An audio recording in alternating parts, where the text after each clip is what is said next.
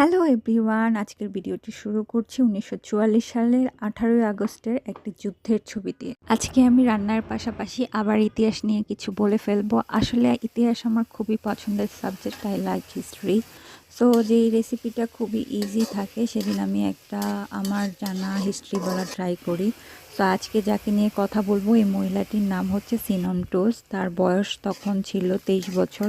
ওনার সম্পর্ক ছিল একজন জার্মান সৈনিকের সাথে। তাদের একটি কন্যা সন্তানও ছিল, কিন্তু তার জার্মান সৈনিকের সাথে সম্পর্ক থাকায় তাকে গুপ্তচর সন্দেহে যুদ্ধের চলাকালীন সময় তার সন্তানের সামনে তাকে মাথার চুল ন্যাড়া করে তাকে শাস্তি দিয়ে তাকে আঘাত করা হচ্ছিল। তার অপরাধ ছিল জার্মান সৈন্যকে ভালোবাসা।